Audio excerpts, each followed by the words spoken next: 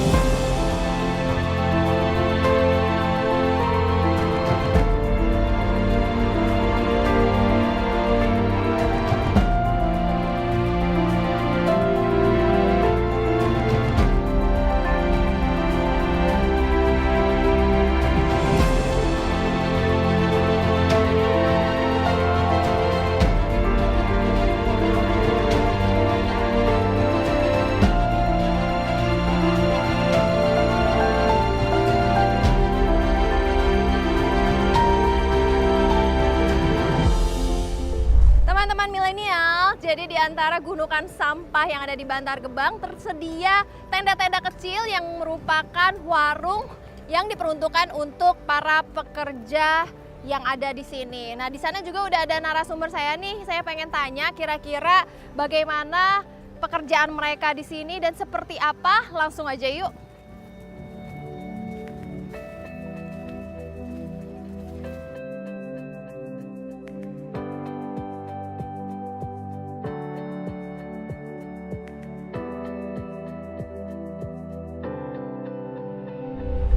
Ya, Bapak namanya siapa dan domisilinya dari mana, Pak?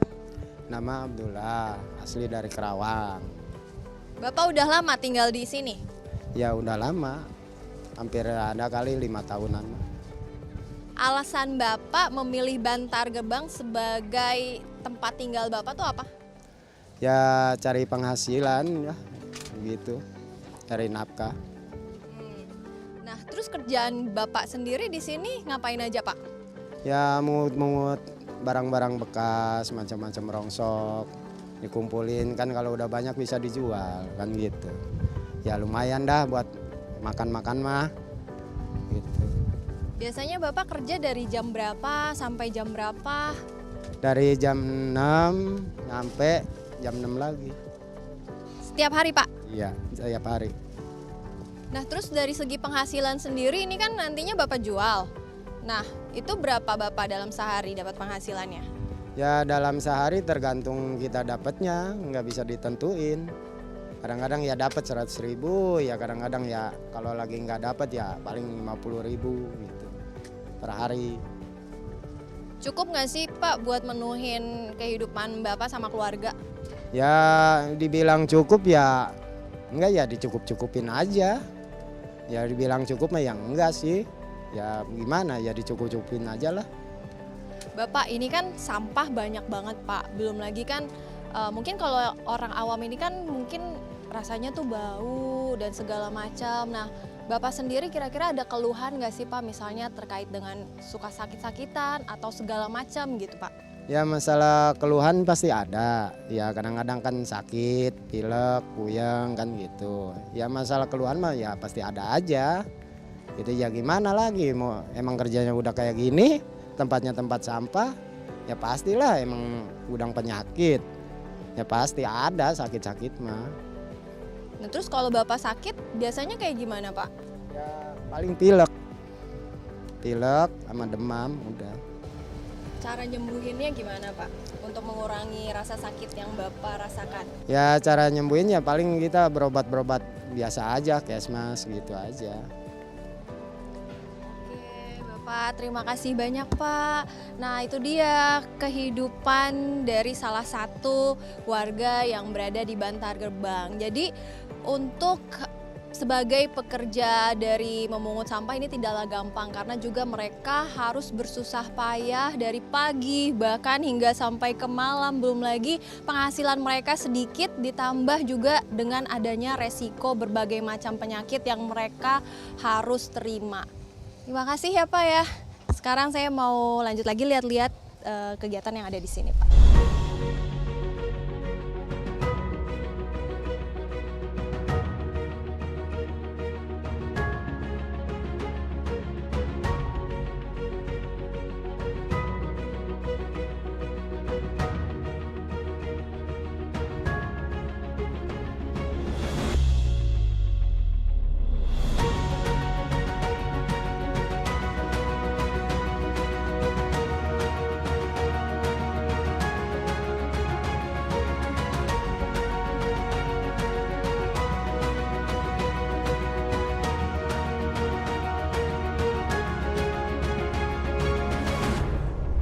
Sekarang saya sudah bersama dengan Pak Yohan. Halo Pak, apa kabar Pak?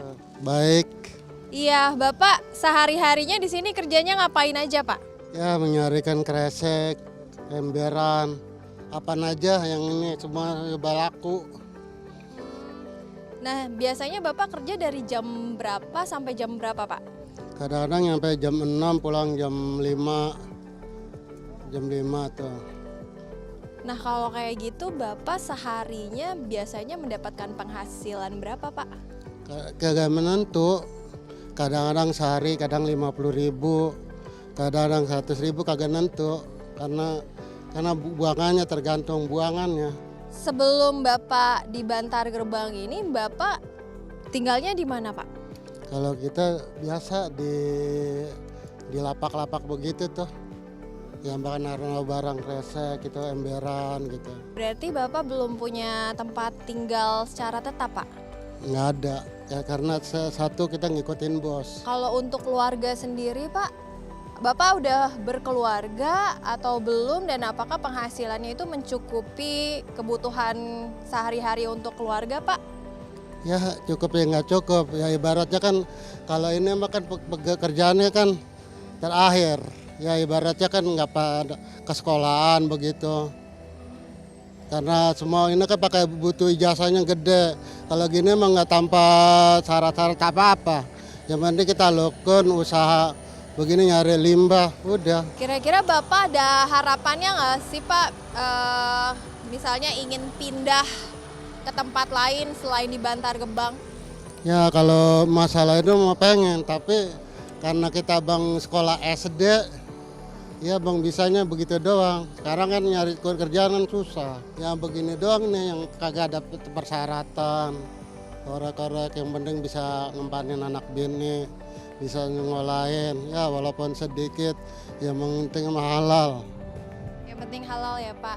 Nah harapan Bapak sebagai pekerja dari Bantar Gebang ini khususnya untuk mengutin sampah ada nggak sih Pak untuk ke pemerintah misalnya atau misalnya ke wilayah setempat? Ya begitulah. Apa Pak yang diinginkan? Yang pengen diinginin mah ibaratnya pada dapat sembako aja udah di sini mah. Ibaratnya satu sekarang mah serba murah, sekarang barang tambah turun. BBM tambah naik, karena gas naik. Ya begitu doang itu saran kita mah. Tapi pernah nggak sih Pak ada dapat bantuan khususnya buat para pekerja yang ada di Bantar Gebang ini dari pemerintah setempat? Kadang-kadang dapat bantuan, kadang-kadang suka bang nasi bungkus gitu. Terima kasih Bapak Yohan, semoga harapannya terkabul khususnya bagi para pekerja yang menginginkan mendapatkan bantuan, salah satunya adalah sembako.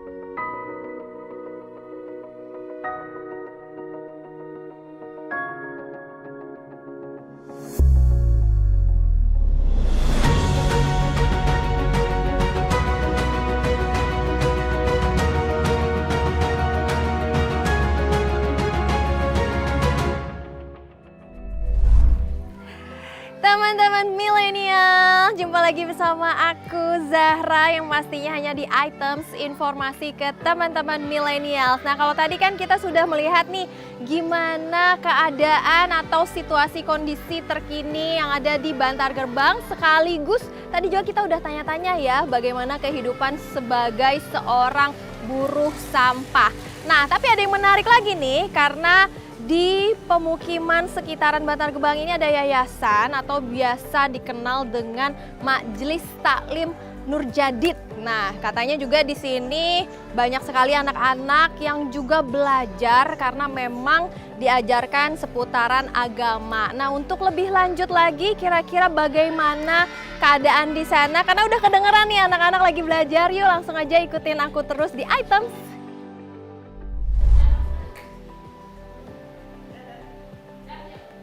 Ya semuanya, hari ini kita mau praktek sholat. Siapa yang nggak bisa nanti dapat hukuman ya. Ya, sekarang yang mimpin Reno. Nanti kalian kalau nggak bisa kena hukum. Ya, hafal semuanya? Ya, Reno sekarang yang mimpin. Halo Bang. Halo Teh, gimana Teh? Sini ikut kegiatan kita di sini. Oh boleh ya, aku Iya langsung dong, masuk ya. masuk, Teh. Yuk teman-teman milenial, kita ikutin. Halo anak-anak. Halo Kak. Nah sekarang kita mau praktek sholat Kak.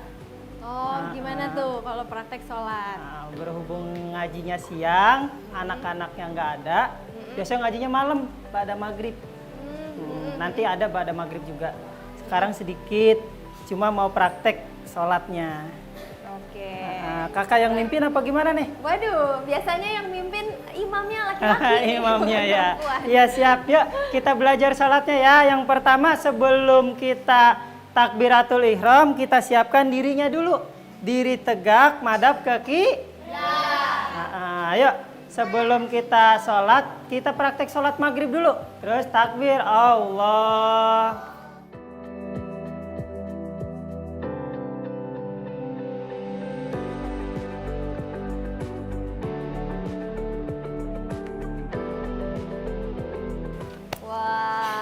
Seru Ya. banget nih Bang Gali belajarnya. Ya Teh. Iya gimana anak-anak belajarnya? Seru nggak? Kira-kira di sini belajarnya apa lagi nih? Selain belajar sholat ya, berarti praktek sholat ya? Praktek sholat Teh. Diajarin apa lagi coba? Kamu diajarin apa lagi sama Doa-doa wudhu. Abang Gali?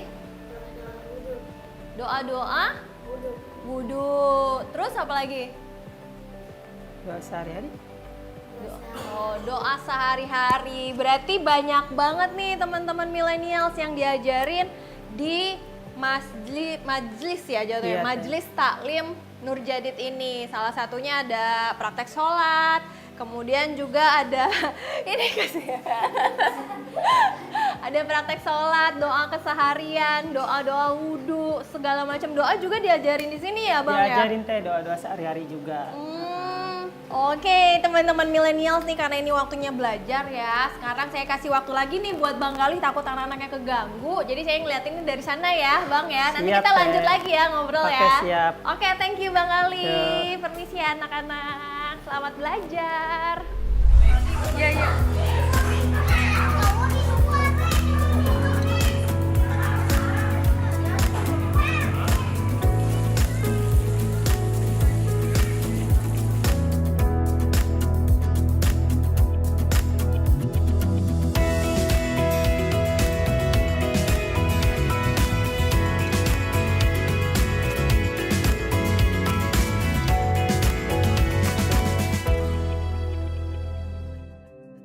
Nah, sekarang saya mau melanjutkan ngobrol-ngobrol saya bersama dengan Bang Galing. Bang Galing, kalau boleh tahu nih, Bang Galing tuh di sini tinggalnya udah lama kah atau memang warga asli dari Bantar Gebang?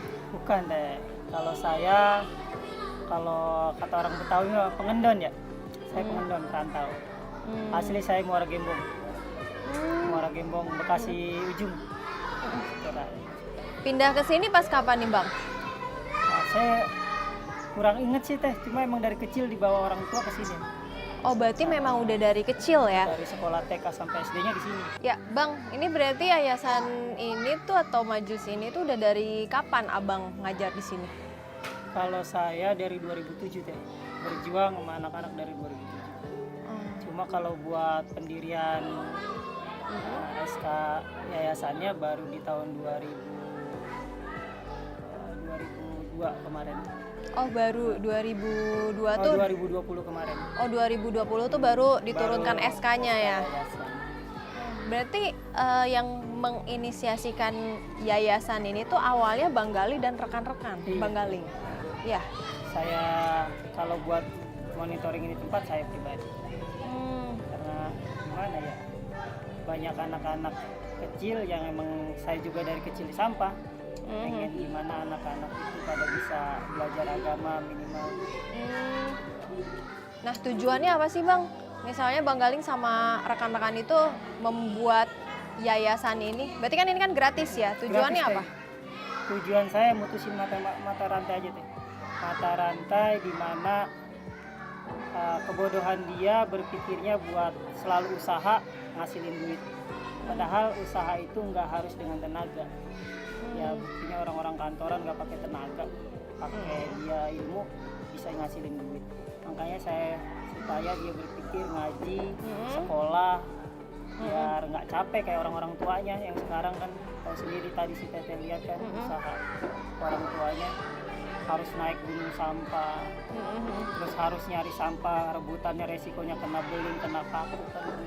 Ya Bang, kalau dilihat kan tadi juga ada kegiatan ya untuk mengajarkan anak-anak.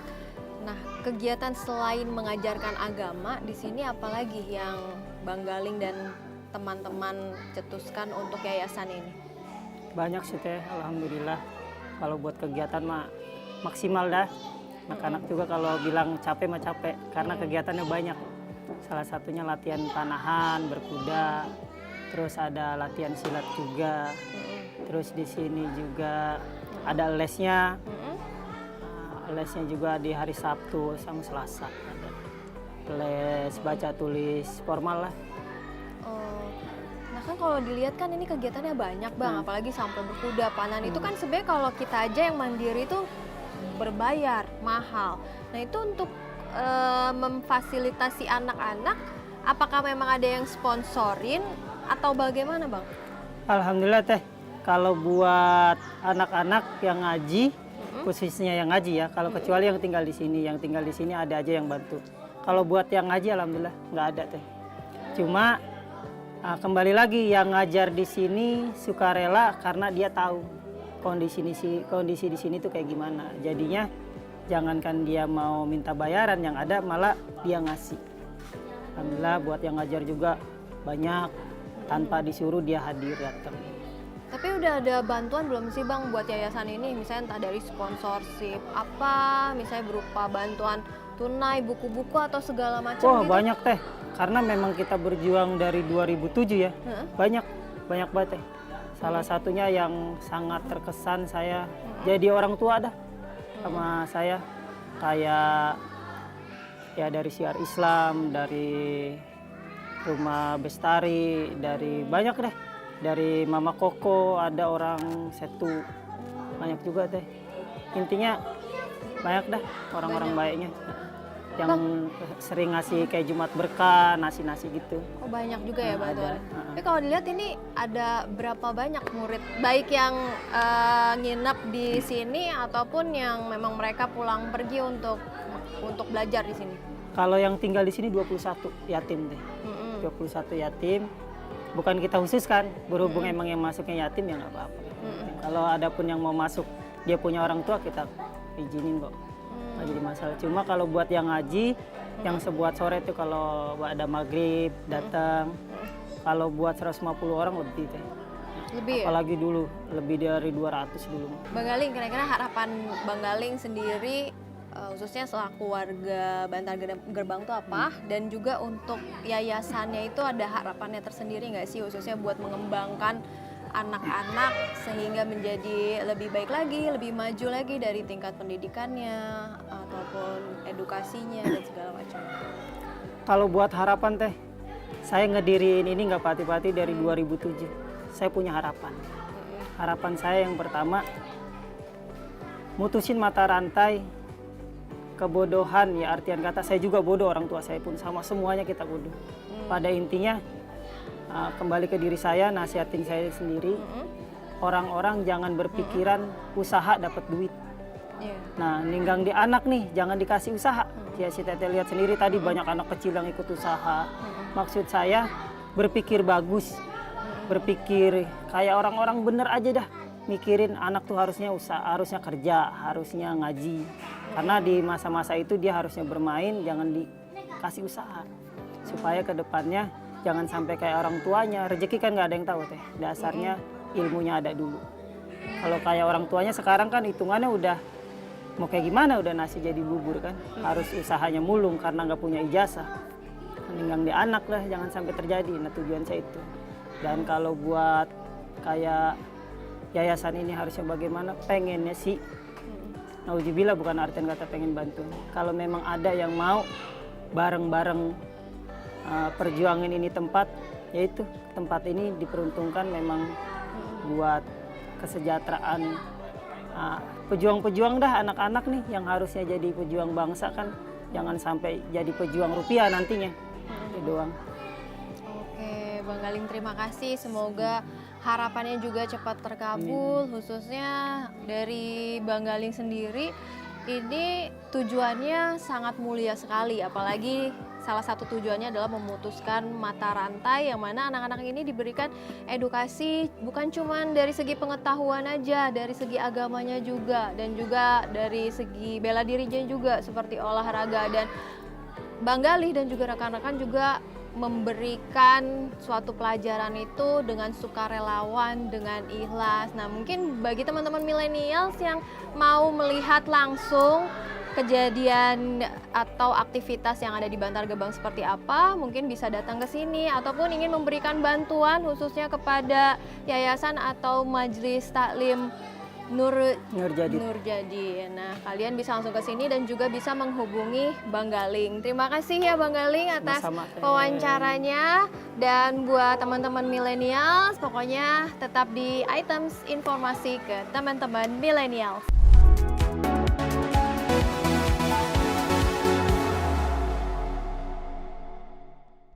Teman-teman milenials, kembali lagi di items informasi ke teman-teman milenials, tentunya bareng aku Zahra. Nah, kalau tadi kan kita sudah berbincang-bincang ya mengenai yayasan atau majelis taklim ini, tapi gimana ya reaksi atau respon dari orang tua yang sudah menitipkan anaknya untuk belajar di yayasan ini? Nah, sekarang langsung aja yuk kita ngobrol sama ibu-ibu yang memang sudah menitipkan anaknya di yayasan ini. Yuk. Nah, teman-teman milenial, sekarang udah ada Teh Kori nih. Teh Kori atau Ibu Kori. Apa kabarnya, Bu? Baik, alhamdulillah. Bu, mau tanya, alasan Ibu menitipkan anaknya untuk belajar di yayasan ini apa, Bu? Ya, biar semakin pintar, biar pintar ngaji, pintar baca, pintar nulis juga. Anak Ibu belajar di sini dari usia berapa, Bu? Dari usia, kan anak saya 2 ya dititipin di sini. Yang satu dari umur 3 tahun, yang satu 6 tahun. Berarti sekarang Usianya yang satu udah 15 tahun, yang satu 6 tahun. Nah, dari beberapa tahun anak Ibu belajar di sini, kira-kira ada perubahan nggak sih, Bu? Ketika di rumah, khususnya dalam pembelajaran, ataupun misalnya menghafal surat-surat dan juga sholat. Gimana, Bu? Iya, ada perubahan, malah jadi semakin pintar, rajin. Mau ngaji, mau sholatnya rajin gitu, Kak. Selain di sini, anak Ibu ada kegiatan apa lagi, Bu? Ketika di rumah atau misalnya di luar dari yayasan deh? Suka bantu-bantu saya di rumah, suka bantu belanja, kan warung juga di situ. Dia mau disuruh-suruh orang tua, bantu-bantu orang tua nyuci. Kayak gitu aja. Berarti anak ibu juga nggak sekolah ya? Berarti cuman menaruh harapannya di sini aja, Bu? Enggak sekolah Kak, kan emang gak ada biaya juga kan buat sekolah, buat lanjutin. Cuma ngaji aja dititipin di yayasan ini.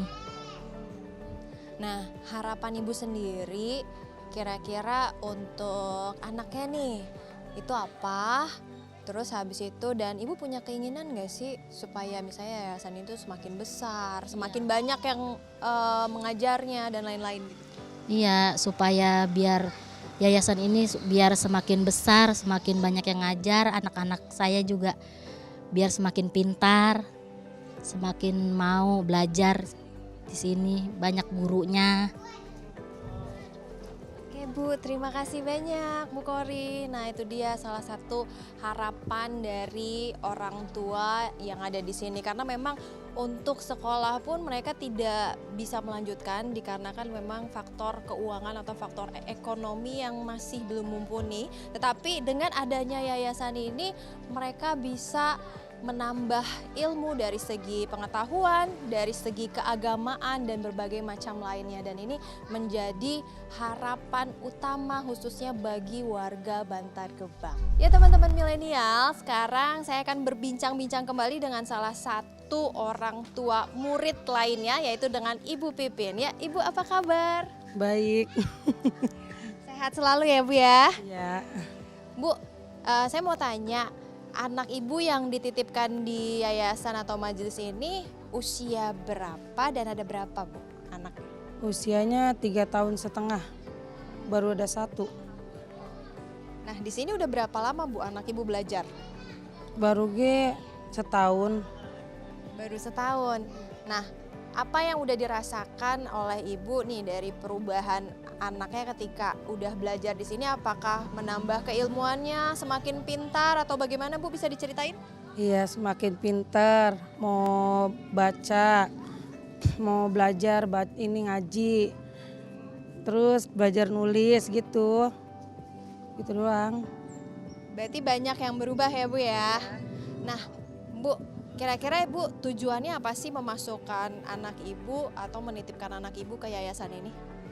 Supaya bisa ngaji, biar nambah pintar lagi dah gitu ngajinya. Terakhir nih Bu, harapan Ibu untuk yayasan ini apa Bu? Biar yayasan ini biar berkembang, terus banyak yang bantu, biar anak saya bikin ngajinya gitu, biar ada nulis buku tulisnya, ada yang nyumbang buat ini guru-gurunya gitu. Ya, biar majelis ini biar luas.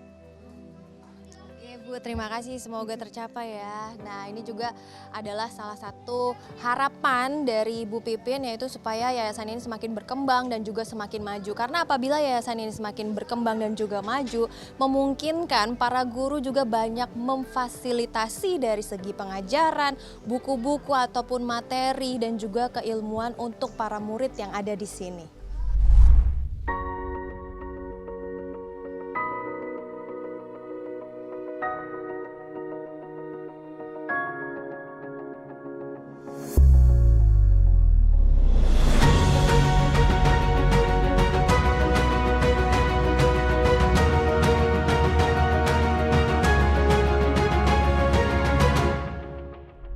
Teman-teman milenials, kalau tadi kan kita sudah tanya ya sama perwakilan dari orang tua yang ada di sini. Gimana kita tanya langsung nih sama adik yang belajar di yayasan ini. Halo adik, namanya siapa? Reno, Reno di sini usianya berapa tahun?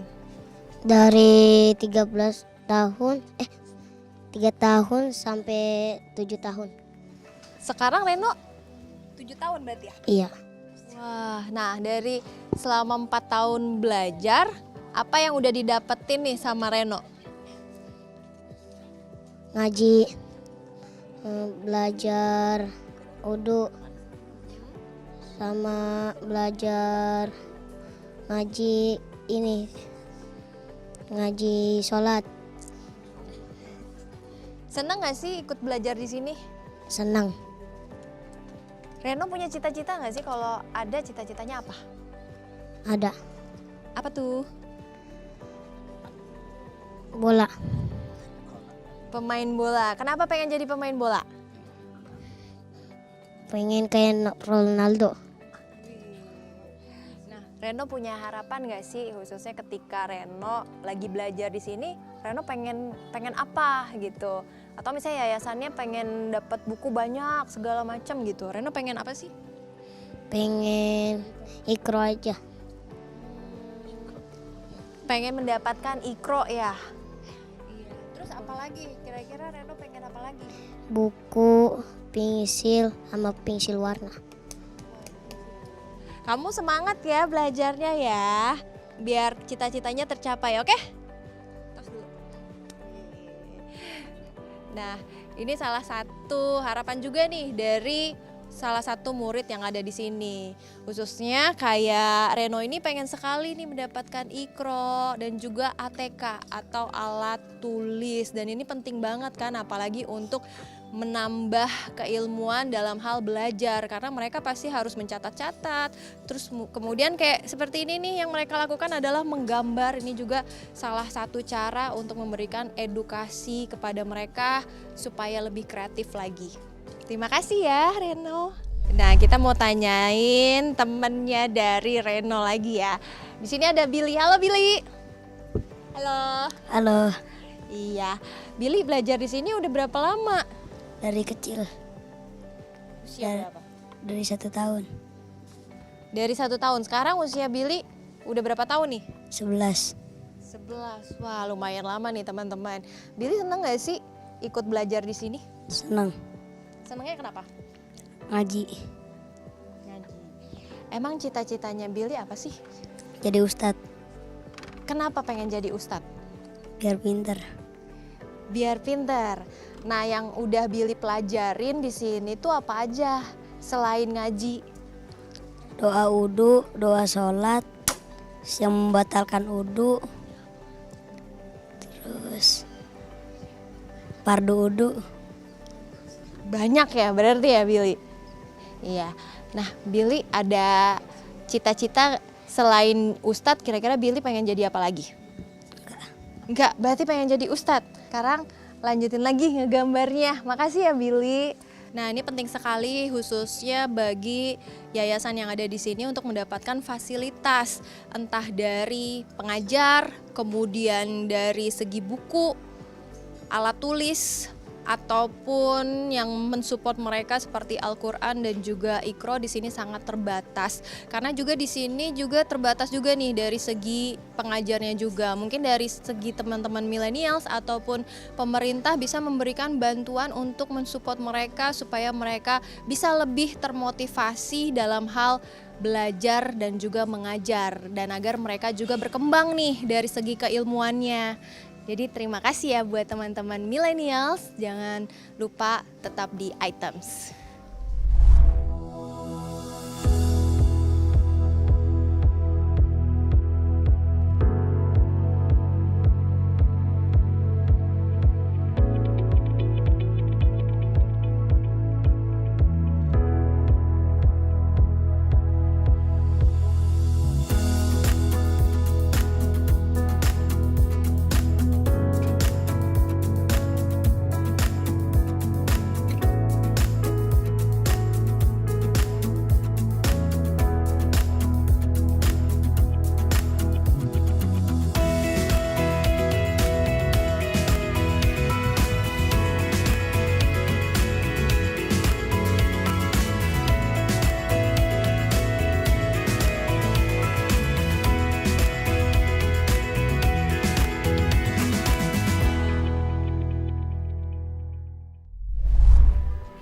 Gimana teman-teman milenial? Seru banget kan? Tadi sudah mengikuti saya mengelilingi sekitar kawasan Bantar Gebang.